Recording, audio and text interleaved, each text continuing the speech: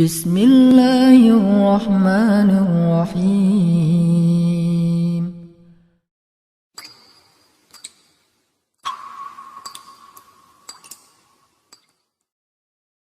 Ahlan wa sahlan Ustadz Muhammad Faizan Hidayatullah.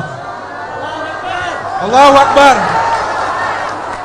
Yang macam-macam akan diruqyah. Nah Ustadz, mohon izin Ustadz, insyaallah. Ustadz salamannya sama saya nanti aja Ustadz. Sepertinya antum habis meruqyah soalnya. Takut ada yang masih katut gitu. Barakallahu fiik, barakallahu fiik. Mohon izin kepada Ustadz Adi Hidayat yang sudah hadir. Terima kasih Ustadz. Pada Habib Muhammad bin Anis, kepada empunya acara, yang punya acara Ustadz Salim Afillah, kepada jangan dicabut Ustadz. Kepada Ustadz Umar Mita, kepada Ustadz Hanan Ataki, kepada Kang Mas Roni, dan juga Ustadz Lukman, dan yang paling kiri Hokage. Masya Allah, Hokage keberapa? Yang kita jaga mix selalu tidak boleh dekat-dekat dari dia gitu kan ya. Nanti bahaya kalau dia doa. Alhamdulillah. Alhamdulillah bereaksi semua. Tadi keris saya udah geter dari sini. Jadi alhamdulillah teman-teman sekalian, saya datang ke sini untuk memberikan selamat kepada Ustadz Salim Afillah atas terbitnya buku Sang Pangeran dan Janissaries yang terakhir. Malam ini kita memperingati kelahiran Rasul dan bagaimana perjuangan dari Pangeran Diponegoro. Alhamdulillah Ustadz Umar Minta bertahan di sini. Mungkin berat bagi beliau, tapi alhamdulillah. Ya, pelan-pelan masuk ke beliau. Hadirin yang dirahmati oleh Allah. Pada malam ini saya ingin mengutip sebelum saya tutup satu tulisan dari kitab buku Ustadz Salim Afillah yang sangat istimewa. Di halaman 151.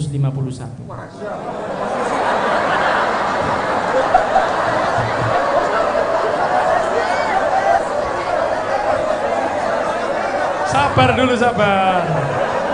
Kalau Ustadz Hidayat kan biasa begitu. Dekat beliau ini nular ilmunya insya Allah. Amin ya Rabbal. Dekat beliau niru senangnya dengan Al-Quran insya Allah. Dekat beliau senang untuk ibadah insya Allah. Amin. Di bagian ke-10 kisah itu di Mekah 14 April 1803.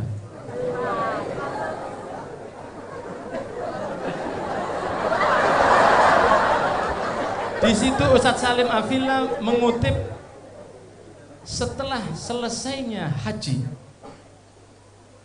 maka orang-orang sudah mulai mengisi Masjidil Haram dengan taklim-taklim dan halakoh-halakoh.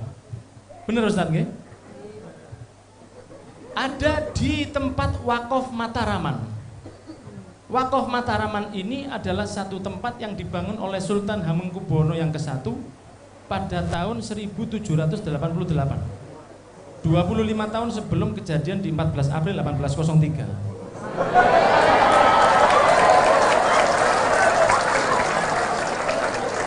Dikisahkan di dalam buku itu bahwa Wakaf Mataraman itu semakin ramai dengan adanya seorang alim, dengan beberapa ulama dan santri Ashabul Jawin yang memenuhi Wakaf Mataraman.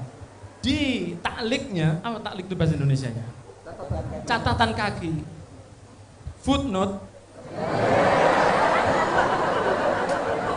Di catatan kakinya ditulis bahwa sampai Kiai Ahmad Dahlan masih menangi Wakaf Mataraman tersebut. Benar gak? Kemudian setelah itu tidak tahu entah kemana. Dan insya Allah Wakaf Mataraman itu semoga bisa turun di Masjid Jogokarya.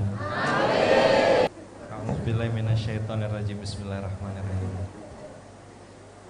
Berdiri lihat Habib ini agak tenang gitu ya. Lihat Ustadz Adi Hidayat agak tegang saya.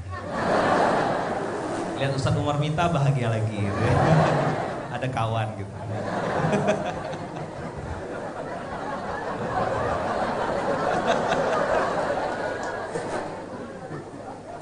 Assalamualaikum warahmatullahi wabarakatuh. Yang saya sangat hormati para guru, para asatidz, Habib tadi ngecek ngomong halaman. Betul halamannya teman-teman, halaman 151. Babnya bab 10, tanggal dengan tahunnya betul sama. Ternyata Habib bilang saya ngapalinnya 1 minggu.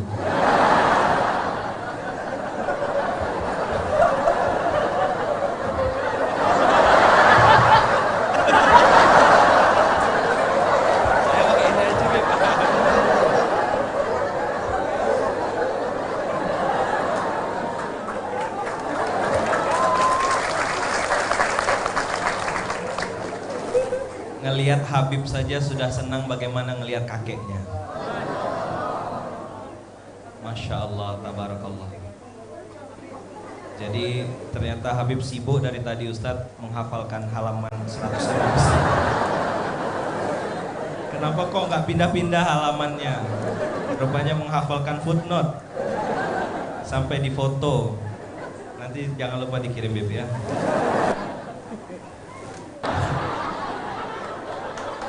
Ngaku Tuhan, hobi bunuh orang, menyelewengkan kekuasaan. Quran surah ke-2 Habib Anis ayat 49 paling kiri sebelah atas.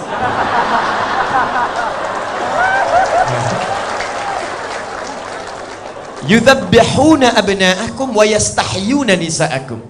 Hobinya bunuh orang. Dahsyatnya luar biasa. Mendampingi setiap perempuan yang mengandung. Lahir perempuan bebas, laki-laki eksekusi. Kalimatnya menggunakan zabaha. Jadi ada zabaha, ada nahara, itu beda. Kalau nahara, sembelih, hewannya tidak dijatuhkan. Inna a'tainakal fasalli li rabbika wanhar. Wanhar di sini unta. Kalau Anda punya kemampuan yang luar biasa, rizki datang berlimpah, maka berkurban dengan level yang paling tinggi. Dicontohkan oleh Nabi dengan unta, karena itu hewan terbaik yang dikorbankan. Kenapa menggunakan nahara? Karena unta disembelih, tidak dijatuhkan dulu. Tapi kalau zabaha, jatuhkan hewannya, baru kemudian disembelih. Idza dzabhtum fa ahsinu dzibha. Kata Nabi, kalau Anda ingin sembelih hewan, maka sembelih dengan sembelihan yang sempurna. Jatuhkan dengan lembut, tajamkan pisaunya, baru kemudian Anda sembelih. Kalau kalimatnya menggunakan tasydid, dzabbaha yudzabbahu, artinya menggorok-gorok. Bukan sekali kemudian sembelihan. Digorok-gorok. Kalau pakai fi'il mudhari, ya yudzabbih, artinya itu jadi kebiasaan untuk menggorok.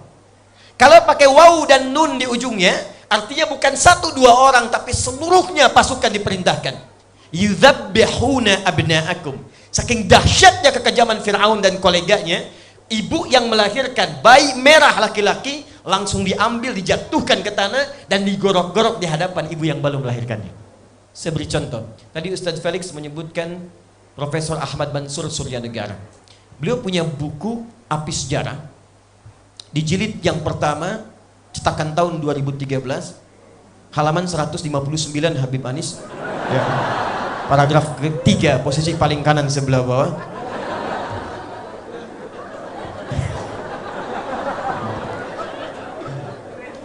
Ini saya sangat menyayangi Habib Muhammad bin Anis. Ya.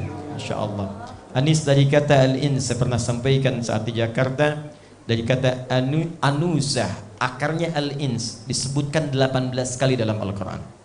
Artinya sosok yang lembut, ramah, tampak, dan selalu disandingkan dengan jin dalam Al-Quran. 18 kali disebutkannya. Ya ma'syaral jinni wal wa ma khalaqtul jinna wal ins. Selalu gitu.